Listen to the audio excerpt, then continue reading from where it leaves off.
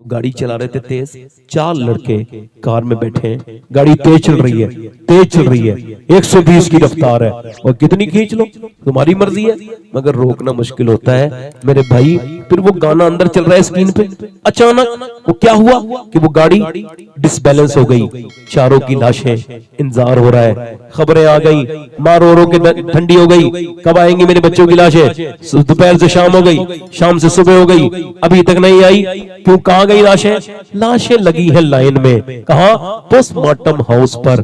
जाके देखो postmortem house में मेरे भाइयों मेरे दोस्तों, कैसे कैसे अमीरों के, आहा, वो जो अपनी नाक पर मक्खी नहीं बैठने देते थे, मक्खियां बैठी है उनके मुंह पर, और वो कह रहे अभी लाइन लगी है, डॉक्टर के हमारे पास वक्त नहीं, अभी और भी मुर्दे हैं, पहले उनको चीरेंगे, उसके बाद इनको लेके आना। अब वो रात हो गई, शाम का वक्त हुआ, कहा हम अपने ये बंद करके जा रहे हैं अस्पताल, क्यों, सुबह आएंगे, अब रात भर पूरी रात ये अब इंतजार करेंगे ये लाश वाले, अब पूरी रात के बाद फिर सुबह को उठे। अच्छा, पहले वो छेनी से काटते थे जब कोई एक्सीडेंटल केस, मर्डर वाला केस आता है, अब वो इसके बाद पहले वो छेनी से करते थे, अब वो छेनी नहीं है, अब डेट हो गए लोग। एक साहब कह रहे थे, एक साहब की मैंने देखा जब उनका पोस्टमार्टम हो रहा था तो जब मार रहे थे तो बाहर तक आवाज आ रही थी, अल्लाह अकबर। अब वो छेनी से नहीं, अब तो उनके पास ग्लैंडर है, यहां से डालते हैं, पूरा ऐसे चीरते हुए चले जाते हैं, और उसके बाद उनके पास होते हैं सूजे, और वो सुई मोटी वाली, उससे फिर ऐसे धागे लगाते हैं। और नौजवानों, मैंने 17 साल के लड़कों की लाशों के पोस्टमार्टम देखे हैं, इसमें कोई ना रहिएगा कि मौत वक्त के साथ नहीं, मौत का कुछ खबर नहीं है, हमारे दिल गंदे हो गए, हम डरना भूल गए। सुनो तो मेरे नबी फरमाते हैं, जब मुर्दे का हाथ पकड़ता है ना गुस्ल देने वाला, तो मुर्दा कहता है आराम से उठा, तेरे उठाने से बड़ी तकलीफ होती है, ओ गस्साल जरा आराम से मुझे लेके चलो, लोग कांधा हल्के बदलो, मुझे तकलीफ होती है। बताओ जब पोस्टमार्टम होता होगा तो कितनी तकलीफ होती होगी मेरे दोस्तों मेरे भाइयों। कितने और पोस्टमार्टम देखेंगे, रोते रोते थक गई माँ, सुबह तक बहनें भी थक गई, कोई नहीं सोई था, सब थक गए, रात को सब ऊँग रहे, लाश नहीं आई पूरी रात। इस दुनिया से तुमने दिल लगाया है जो 3-4 दिन के बाद तुमको भूल जाती है, कुछ महीनों के बाद फिर उस घर में वही रौनकें होती हैं। तुम और मैं मर के कब्रों में चले जाते हैं, अपने अमल भुगतते। इस दुनिया के लिए तुमने अपने रब को छोड़ा था, तुमने इसको देखा नहीं ये कैसी खराब है दुनिया, इसके चक्कर में अपने रब को भूल जाने वालों, सुनो कैसी मौतदारी होने वाली है तुम्हारे ऊपर भी मेरे ऊपर भी। मैं तो दिन रात दुआ करता हूँ, मालिक मुझे पोस्टमार्टम वाली मौत से बचाना, मैं दिन रात सफर करता हूँ, ऐ मेरे करीम मुझे अपने करम से ईमान वाली मदीने में मौत अता करना, मेरे करीम मेरे रहीम फजल करने वाले। वो औरत रो के कहती है मेरे लाल, बस इसी का मुझे डर है, मुझे इसकी का खौफ है। मेरे नबी फरमाते हैं मेरी नजर में सबसे खतरनाक जगह कब्र है, कब्र। अल्लाह अकबर, जब माँ रोई तो बच्चा जो है ना अल्लाह अकबर रोने लगा, माँ से बोला अम्मा तुम बड़ी हो मैं छोटा हूँ, मेरा क्या होगा मुझे बता। माँ ने कहा बेटी तू सजदा कर, अल्लाह तुझे बचाएगा। बेटा सजदे में गया, तो जब जैसी बेटा सजदे में जाके अल्लाह के सामने रोया ना, माँ का दिल भराया, माँ थी ना, और फिर रो के बोली मालिक यहाँ तक लाना मेरा काम था, यहाँ से कबूल कर लेना ये तेरा काम है, ये मेरा यतीम बच्चा है, मैं इसकी बेबा माँ हूं, कबूल कर ले परवरदिगार। ऐ मेरे करीम दिलों को बदलने वाले, दिल बदल दे, दिल बदल दे, दिल को बदलने वाले। ऐसी रोई अल्लाह ने उस आदमी बच्चे का दिल बदल दिया, तहज्जुद का नमाजी हो गया और वो जवान हुआ, माँ का विसाल हुआ, और मियां 750 साल गुजर गए, उस बेटे का भी विसाल हो गया। मगर दिल्ली में जाकर के देखो, बादशाहों की बीवियों के कब्रें नहीं मिलेंगी, मुगलों की शहजादियों की कब्रें मिट गई, मगर जो रात को रोती थी उसका मजार 3 बीघा जमीन में अकेली की बना हुआ है, उसका नाम सैयदा जुलेखा है। हर बुध के दिन उसके मजार पे मेला लगता है, उसके मजार पे मेला लगता है, और करीब में उसके बेटे का मजार है। बादशाहों की कब्रें मिट गई, उसके मजार पे रोज मेला लगता है उसके बेटे का नाम निजामुद्दीन महबूब इलाही है। नारे तकबीर, नारे रिसालत, जश्न गौसुल वरा, मसलके आला हजरत, आले रसूल, नारे तकबीर, नारे रिसालत, सुभान अल्लाह। बहुत खूब, बेशक। अच्छा देखो, ये पागल बच्चे होते हैं, देखा आपने, पागल पैदा होते हैं माँ के पेट से, देखा आपने, देखा ना पागल बच्चे, मेंटली डिस्टर्ब कुछ होते हैं बच्चे, इन पे रिसर्च हुआ ये बच्चे पागल कैसे हो जाते हैं। तो उन्होंने कहा 70% ये होता है कि जिस बाप ने माँ को तंग किया हो जब हालत हमल में बच्चा था पेट में, यानी बाप अपनी बीबी को मार रहा है, उसको खबर नहीं कि मैं अपने बेटे के जान पे जुल्म कर रहा हूं, उसके दिमाग की हेल्थ के साथ खेल रहा हूं, उसकी मेंटल हेल्थ डिस्टर्ब हो जाएगी।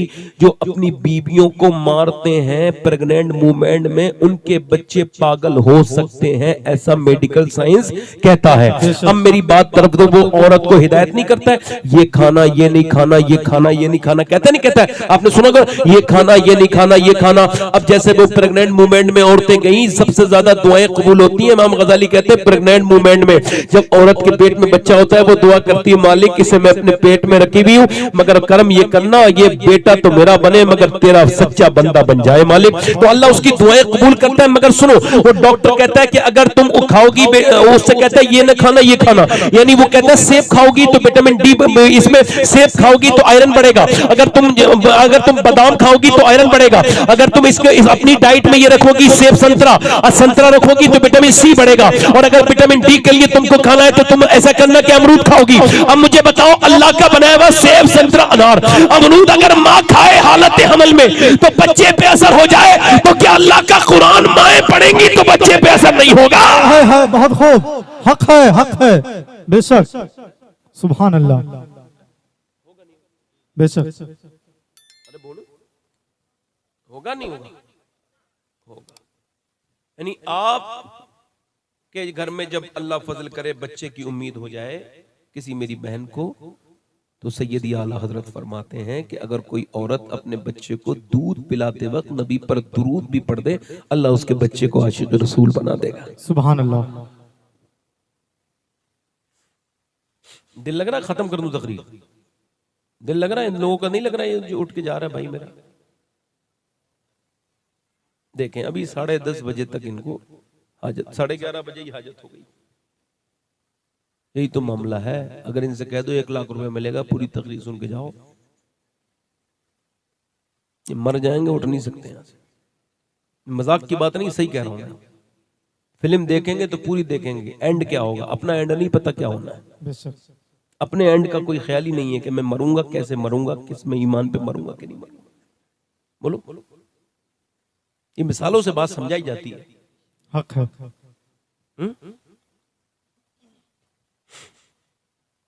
मैं अर्ज कर रहा था, वो कह रहा था वो लड़कियां बिगड़ गई। लड़कियां नहीं बिगड़ी, पहले माएं बिगड़ी हैं। जल्दी बोलो, गलत कह रहा हूं क्या मैं? मां ने अपने पड़ाव पर बराबर में बिठा के लड़की को बिगाड़ा है। फिल्म दिखाई है उसको, उसमें गंदी बातें आई हैं तो मां वहीं बैठी हुई देख रही है। जब हीरो हीरोइन मिलते हैं अम्मी खुश होती है, जब हीरो हीरोइन नहीं मिलते तो अम्मी रोने भी लगती है। दिल की कमजोर है ना ये बदबख्त, ये बड़ी आफत जान है। अब ये रोई, और जब से हीरो हीरोइन मिले ये खुश हो गई। अब वो जैसे ही लड़की ने देखा अम्मी तो खुश हो जाती, तो लड़की ने वही अमल कर लिया।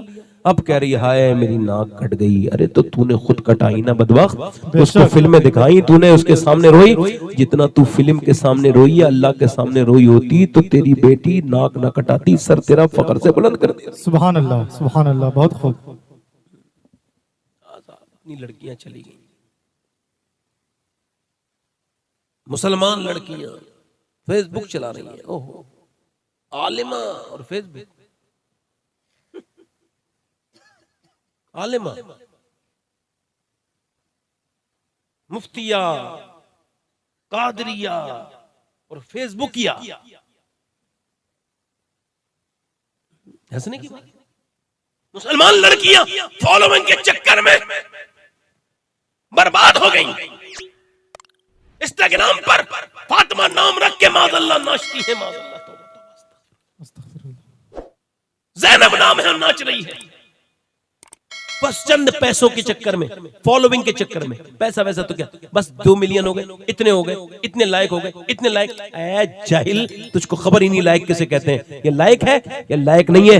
ये जिस्मों के देखने के भूखे बदतमीज बैठे हैं, वो हर गंदी चीज पे लाइक करते हैं, और गंदे जिस्म पे बदतमीज। ये जितनी भी दुनिया की लड़कियां हैं, इनको बताओ इज्जत इस पे नहीं मिलती, शोहरतें ऐसे नहीं मिलती। औरत की शोहरत उसकी हया में है, उसके पर्दे में है। और सुनो, इसकी बात बड़ी मिसाल यह है कि दुनिया में जिनकी मिलियन और बिलियन जिनकी फॉलोइंग है, वो सब औरतें एक तरफ होकर भी उस एक लड़की का मुकाबला नहीं कर पाएंगी जिसको अल्लाह ने शोहरत दी।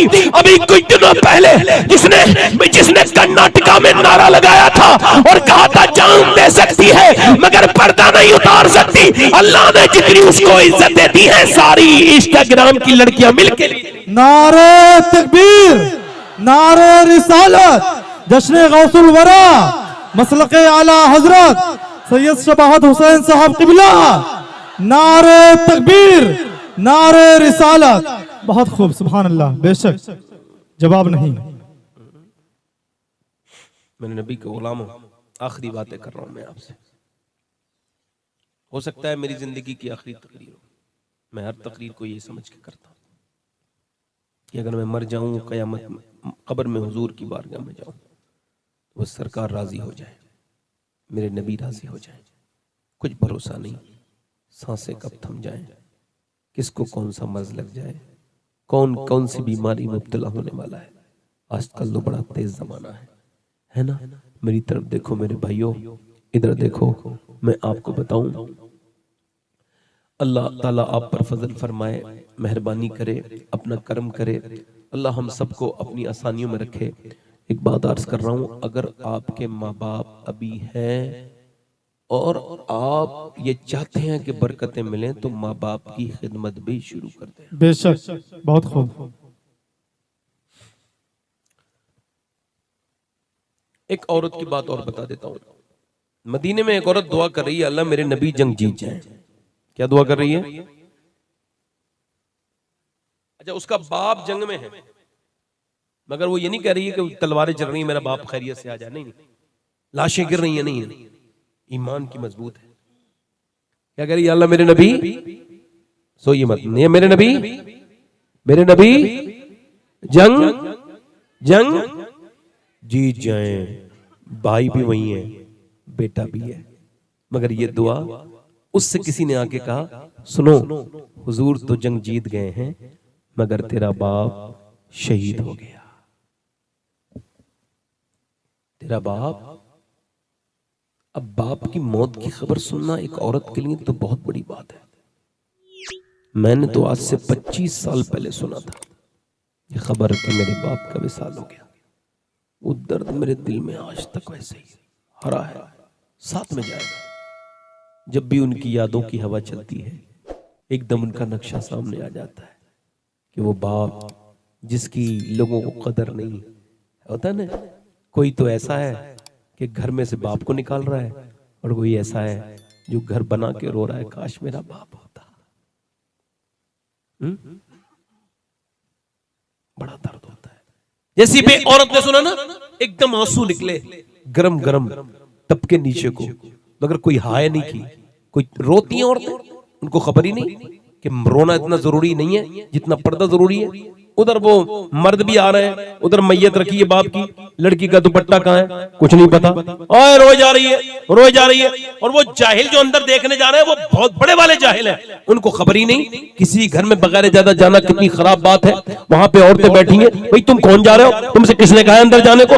जाओ तो पहले अथॉरिटी लो, पहले इजाजत लो। हुजूर फरमाते हैं बगैर अगर इजाजत के कोई तुम्हारे घर में आ जाए, बुखारी मुस्लिम की हदीस है, फरमाया अगर कोई बगैर इजाजत के तुम्हारे घर में आ जाए तो तुम उसके कंकरी मारो और उसकी आंख फूट जाए, तब भी कोई बात नहीं है। क्यों आया वो? ये उसकी सजा हो सकती है। समझ मेरी बात को नहीं? क्यों आया वो अंदर? ऐसे घुस गए। और औरतें भी रो रही हैं, उनको भी पता नहीं ये क्या रो के फायदा होगा। सुनो मेरी बहनों, ये आंसुओं की कदर करना सीखो। आंसू तेरे दिल में है, दिल में दर्द है, तो एक दर्द वाला सजदा क्यों नहीं करती? बाहर जनाजा पड़ा है बाप का, तू अंदर कमरे में जाती और जाकर के अपने रब के सामने रो के कहती, मालिक मेरा बाप तो मर गया, तू अपने फजल से मेरे बाप की मगफिरत कर दे। मेरा ईमान ये कहता है तेरा बाप कब्र में बाद में जाएगा, अल्लाह उसके कब्र को जन्नत का बाग पहले बना। बहुत खूब, हक है बेशक, सुभान अल्लाह। मगर दर्द बड़ा होता है। ये मौत की कोई छोटी मोटी बात नहीं है। कहते हैं गांव में देहात में कहते हैं जितना बीज जितने में आग लगती है उतनी बीज गर्म होता है। कहा तेरा बाप मर गया, शहीद हो गया, तो फिर कुछ नहीं बोली। कहते सुन तो ले, अभी ज्यादा ना रो, बात सुन ले, इम्तिहान तेरे काफी है। तेरा बाप के साथ तेरा भाई भी शहीद हुआ है और तेरा बेटा भी।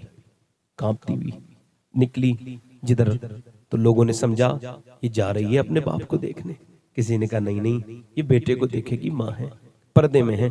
नहीं नहीं, किसी ने कहा बेटे को नहीं देखेगी, ये अपने भाई को देखेगी, बड़ा प्यार था भाई बहन में। मगर जब वो गई तो सबकी बातें कयास गलत साबित हुए। वो गई तो जाकर के हुजूर की ऊँटनी के नीचे खड़ी हो गई। सरकार ने उसको देखा, दुआ की, ए औरत, अल्लाह तुझे सब्र अता करे, तेरा बाप, तेरा भाई, तेरा बेटा शहीद हुआ है।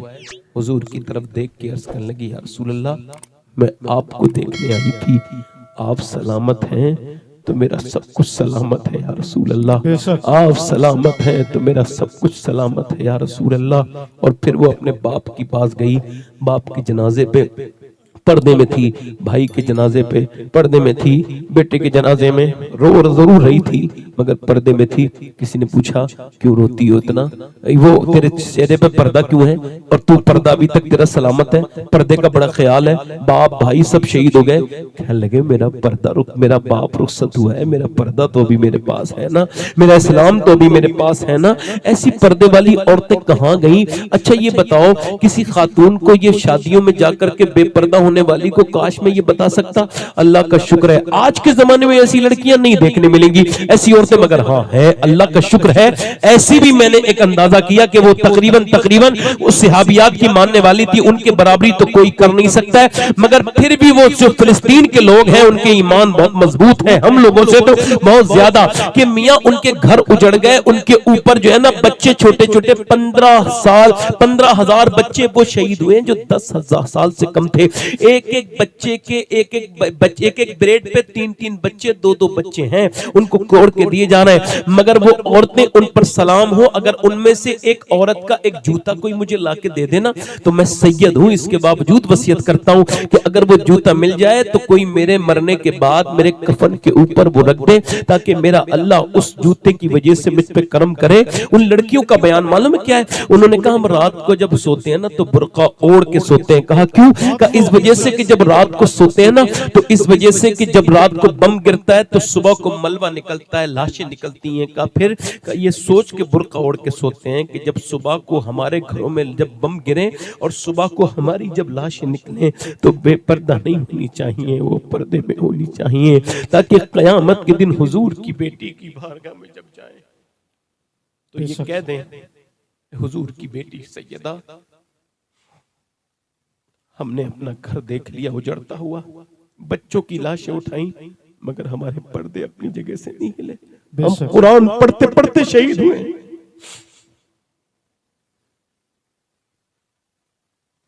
मैं ढूंढ रहा था उन बेटियों को अपनी।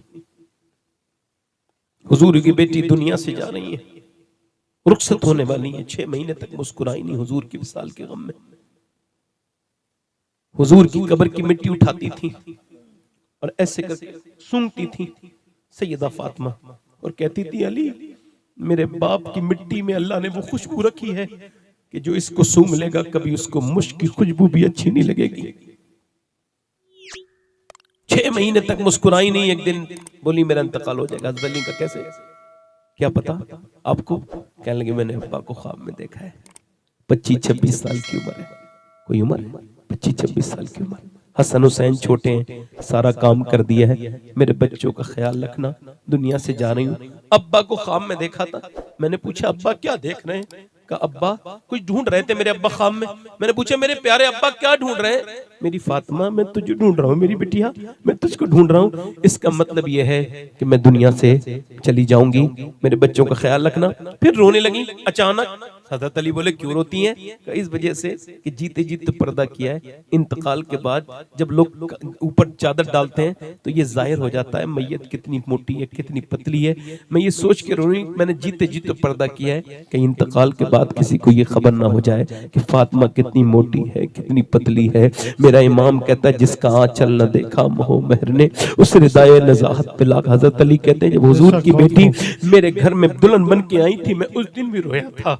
क्यों? कहने लगे जब वो दुल्हन बन के आई थी उनके कपड़े पे जो उनके जिस्म पे जो कपड़े थे और जो दुपट्टा था उसमें 17 पहमत थे। मैं रोया तो उन्होंने कहा क्यों रोते हैं? मैंने कहा कितनी भी गरीब लड़की की शादी हो एक जोड़ी कपड़े तो शादी वाले दिन पहन लेती है, मगर मैंने देखा हुजूर की बेटी को हुजूर ने कैसा सब्र सिखाया है कि आप जब दुल्हन बन के आई थी तो 17 पैमत की चादर में है, मगर ना आप शिकायत करती हैं, ना आपकी आंखों में आंसू, ना आपको गम। तो सैयदा ने कहा, मेरे सरताज, मेरे अब्बा ने फरमाया, फातिमा ये कपड़े अल्लाह को पसंद नहीं, अल्लाह को तो पर्दा पसंद है, अल्लाह को तो पर्दा पसंद है, सजदा पसंद है। हुजूर की बेटी आज दुनिया से जा रही है। हजरत अली कहते हैं, जब मेरे हाथ में हाथ था, जब मैंने हाथ छुड़ाया तो मैंने देखा फातिमा के जो हाथ थे उनमें जख्म थे, वो चक्की चलाने की वजह से।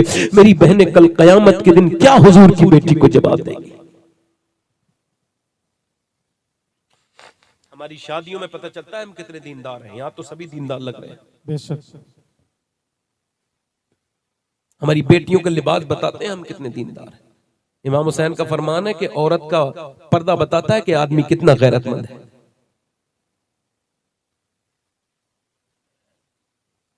एक औरत ने अर्ज की, या रसूल अल्लाह,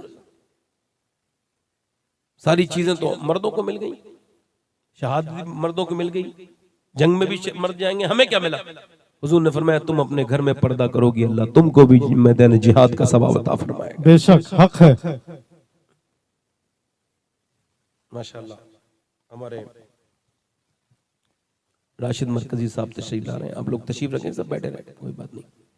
नारे तकबीर, नारे रिसालत, नारे तकबीर, नारे रिसालत, जश्न गौसुल वरा, मसलके आला हजरत राशिद रजा मरकजी, नारे तकबीर, नारे रिसालत।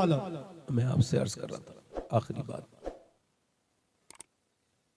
ये 11:15 बज गए, बस ये अर्ज कर रहा था मेरे भाइयों, अगर माँ बाप जिंदा हैं तो इनकी कदर कर लो, फिर कुछ नहीं पता कब कौन दुनिया से। माँ बाप चले जाएं तो फिर मिलते कोई नहीं, ख्वाब में भी नहीं आते।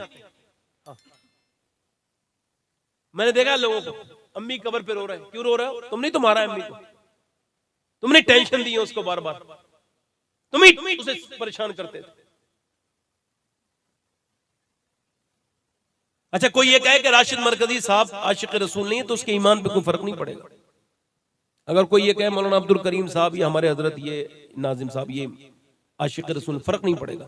अगर आप मेरे बारे में ये कहोगे ना कि मैं आशिक रसूल नहीं हूं, तब भी कोई फर्क नहीं पड़ना आपके ईमान पे, गुनाह है आला कैसे कहना। मगर सुनिए, मैं जिसका नाम ले रहा हूं, अगर आप उसके बारे में जरा सा ख्याल भी ले आएंगे, आपके ईमान पे फर्क पड़ेगा, क्योंकि नबी ने उसको अपनी जबान से फरमाया कि उवैस करनी मेरा आशिक। बेशक, हक है, बहुत खूब। आखिरी बात है, दिल से सुन लो, जरा जोर से बोलो। उवैस करनी मेरा, और हुजूर को कभी देखा? हुजूर को कभी देखा नहीं है। अच्छा, जब जिसने मदीना नहीं देखा तो लोगों से पूछता है मदीना कैसा है, गुंबद कैसा है, मीनार कैसा है, बहुत खूब। हुजूर का दालान कैसा है, मगर उवैस ये नहीं पूछते थे। उवैस अपनी माँ को फालिज ज़दा थी, माँ फालिज में मुब्तला थी, उठ नहीं पाती थी, तो माँ के पास से जा नहीं सकते थे। इस वजह से जब कोई मदीने से आता था तो बड़ी हसरत से पूछते थे, हुजूर की आंखें कैसी हैं, हुजूर के होठ कैसे हैं, मेरे मुस्तफा का चेहरा कैसा है। एक दिन माँ ने देखा ना मेरा बेटा ज्यादा ही, तो माँ ने पूछा, बहुत मोहब्बत करता है? वासिफ अली वासिफ कहते हैं मोहब्बत बोलने नहीं देती, खामोश कर देती है। तो हजरत उवैस बोले कुछ नहीं, सिर्फ आंखों से कुछ आंसू की झड़ियां थी, गरम गरम आंसू टपकने लगे। मां ने कहा, मेरे बेटे क्या देखना चाहता है? अब तो और ज्यादा रोए। मां ने सर पे हाथ रखा, यहां मेरे बेटे, कहा मैं तुझे छोड़ के नहीं जाऊंगा मेरी मां, कितनी मोहब्बत करता हूं। मगर नबी ने फरमाया, मां जिहाद पे न जाए बंदा, अपने माँ बाप की खिदमत करे, हुजूर के फरमान है, उसको अल्लाह वही अजर देगा। मैं माँ तुझे छोड़ के नहीं जाऊंगा तेरे फरमान की वजह से। माँ ने कहा, मेरे लाडले तेरे दिल देख रही हूं, तू चला जा, 3 पहर की इजाजत देती हूँ, 1.5 दिन 2 दिन की, तू आ जाना, मगर इतनी बीच में बस ज्यादा रुकना नहीं, इतना मैं सब्र कर लूंगी। ना ना माँ, मैं तुझे बेटे हुक्म दे रही हूँ। तो जब माँ ने कहा उवैस करनी चले, चला हूँ एक मुजरिम की तरह मैं जाने बेतैबा। जब कोई हिंदुस्तान से चलता है ना, मैं आपको सही बता रहा हूँ, जब लखनऊ के एयरपोर्ट से बैठता है और जब जिद्दा उतरता है, काबे का तवाफ भी कर लेता है, फिर भी वो यही कहता है, या अल्लाह मदीने में हुजूर का रोजा कैसा होगा, कैसा होगा वो गुंबद मीनार। अल्लाह अकबर। रिसर्च हुआ पूरी दुनिया में सबसे ज्यादा लोग कहाँ रोते हैं, तो पता लगा कि मदीने में सबसे ज्यादा लोग रोते हैं, मदीने में सबसे ज्यादा। अल्लाह अकबर। अकबर, अल्लाह अकबर। गमे हयात न खौफे क़ज़ा मदीने में, नमाज़े इश्क करेंगे, नमाज़े इश्क करेंगे अदा मदीने में। जो लम्हे थे सुकून के वो मदीने में गुजार आए। बतन में ए दिले मुज़तर तुझे कैसे करार आए। अल्लाह अकबर। मेरे नबी पाक के गुलाम हजरत उवैस करनी निकले और निकले मदीने से पहुंचे, वो अपने घर से निकले मदीना, मदीना पहुंचे हुजूर की बारगाह में। दाता लाहौरी लिखते हैं दरवाजे पे जाके खड़े हो गए। कौन है? का मेरा नाम उवैस है, हुजूर की दीदार के लिए आया हूं। मैं बकरी चराता हूं, चरवाहा हूं। कपड़े फटे हुए थे, कमजोर सा इंसान था। अम्मी आयशा ने आवाज दी, सुबह तक रुक जाओ, सुबह तशरीफ लाएंगे, सिहाबी बन जाएगा। सुबह सिहाबी बन जाना है, और सुबह कितनी बड़ी नेमत है, सिहाबी बनना कितनी बड़ी बात है। मगर कहा सुबह आ जाना, हुजूर सुबह तशरीफ लाएंगे। बाहर से रोने की आवाज आई, क्यों रोते हो मुसाफिर? और ज्यादा रोए, क्यों रोते हो? आवाज दी, मेरी माँ बीमार है, उसको वजह से मैं रुक नहीं सकता हूँ। हुजूर जब आए तो अर्ज कर देना कि एक उवैस नाम का चरवाहा आया था, बकरी चराने वाला, आपको सलाम कह के गया है। हुजूर से कहना कि अपनी माँ की वजह से मजबूर था, मदीने से वापस जाने लगा। मदीने से वापसी, अल्लाह अकबर, अल्लाह अकबर। मेरा इमाम कहता है, फिर के गली गली तबाह, ठोकरे सबकी खाए क्यों, दिल को जो अक्ल दे खुदा तेरी गली से जाए क्यों। उवैस मदीने के दरो दीवार से कैसे रुखसत हुए होंगे। यहाँ तो 8 दिन रहने के बाद आदमी का हाल बुरा होता है। जब भी मदीने की याद आती है बंदा तड़प जाता है, ईमान वाला। मगर वो उवैस कैसे रुखसत हुए होंगे। वो वापस जा रहे हैं, और वो वापस जब गए तो नबी हुजूर सरकार दो आलम सुबह को तशरीफ लाए।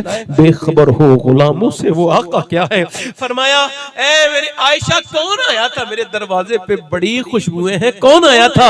अर्ज की, या रसूल अल्लाह, कोई उवैस नाम का माँ का फर्मा बरदार आया था, कोई चरवाहा था। उसने कहा हुजूर को मेरा सलाम कहना, और कहा अपनी माँ की वजह से हुजूर वापस चला गया। कहता हुजूर से मेरा लिए दुआ करा देना। मेरे नबी ने फरमाया, अरे जरा मेरे सहाबा मेरे मिंबर लगाओ। मिंबर लगा, मुस्लिम शरीफ की हदीस है। फरमाया, मेरे सहाबा, एक मेरा आशिक है। सहाबा के दिल धड़कने लगे, किसको महबूब आज अपनी जबान से कहेंगे। फरमाया, मेरा एक आशिक है, उसने मुझे कभी देखा नहीं, उसका नाम उवैस है। जरा जोर से तो बोलो, उसका नाम उवैस है। फरमाया, वो जो दुआ करता है अल्लाह उसकी दुआ कबूल करता है। ए अली, तुम उससे दुआ करवाना, ए उमर तुम मेरी उम्मत के लिए दुआ करवाना। फरमाया, क़यामत के दिन जब वो जन्नत में जाएगा, अल्लाह फरमाएगा, ए उवैस रुक जा। जब उवैस रुकेगा तो अल्लाह फरमाएगा, उधर मेरे महबूब के जहन्नमी उम्मती खड़े हैं, तू इशारा कर, तेरे इशारे से जन्नती बनाऊंगा।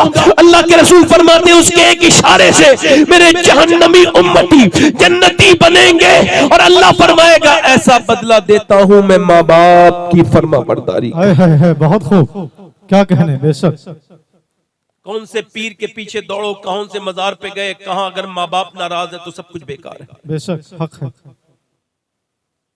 कौन से पीर की दुआ कबूल होती है, मेरे पास कोई गारंटी नहीं है, मगर खुदा की इज्जत की कसम, मेरे नबी फरमाते हैं कि जब माँ बाप दुआ करते हैं तो ऐसे कबूल होती है जैसे नबियों की दुआ। हक है, हक है। हमारे माँ बाप नहीं, मगर आपके तो है ना, जिनके हैं। बाप उस दिन थोड़ी मरता है जिस दिन मौत आती है, मरता तो वो उसी दिन है जिस दिन उसका बेटा उससे तेज आवाज से बात करता है अल्लाह, और कहता है तुम। मैं कह रहा हूं ना आपसे, जिसके बाप नहीं।